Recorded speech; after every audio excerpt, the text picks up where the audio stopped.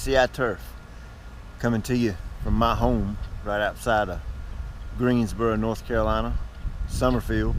It's smoking hot and incredibly humid. I got asked a question the other day, what do I do in my spare time? So I want to show you. As far as being in the yard, over the next few months, over the summer, I'm going to show you some mowing tips, tips on proper edging, how you should edge out your turf along your borders, how to make your plants thrive, how to get more blooms. Look at those Stella d'Oro.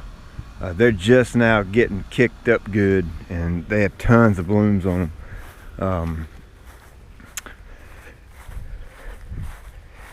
My favorite hobby is growing vegetables, peppers especially, tomatoes, peppers, jalapenos, banana peppers, cayenne, you name it. I like peppers. I love to eat them. So here's kind of my hobby when we're not growing turf grass, is growing a vegetable garden.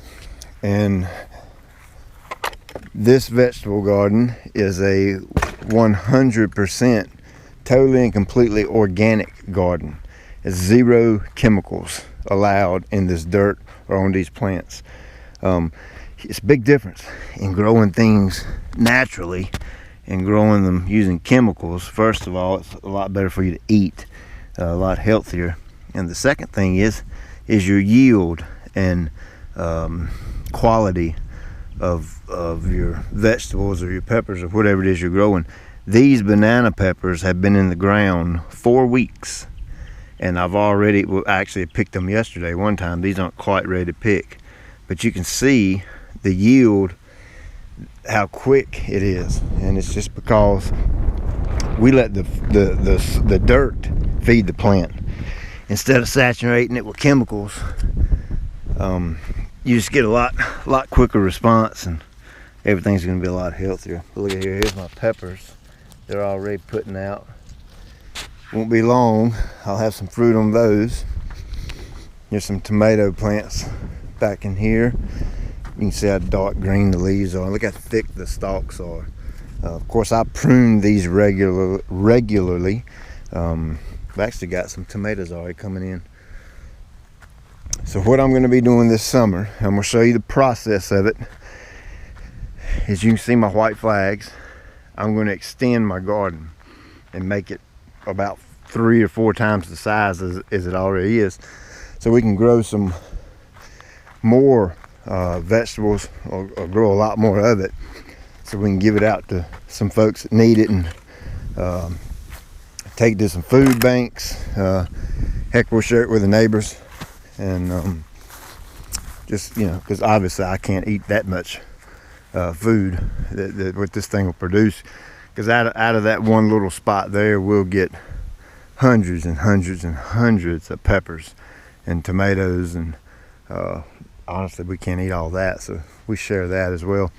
But what I'll do first is I'll take this and we'll round up this area of grass, which kind of sucks because this is my test plot that we use, where we test products in different grass varieties, different tall fescue varieties. We test different organics on them, use different seeding processes on it, all kind of things. We make sure it works before we actually take and put it in a client's yard. So what we'll do is we'll round up this area, and once that's good and dead, I'll bring a machine in here and mow it down and scalp it down to the ground, and get rid of all the dead, and I'll let it sit over the winter and until it gets back down to dirt. Well, after that, I'm gonna bring in a lot of compost, topsoil, and I'm gonna show you that whole process as we do it. And I'm gonna have a fence company come in and put me a nice little chain link fence around it, green or black, depending on what the HOA lets me do, to keep the deer away, because we're kind of close to the woods, and man, we get a lot of deer.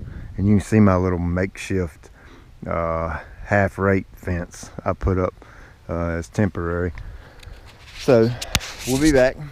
I'm gonna let you check out my garden, how I'm gonna build it, the things that we'll put into it to amend the soil. That way we don't have to be fertilizing it. We'll just let the soil feed the plants and we'll watch them grow. You guys have a good day.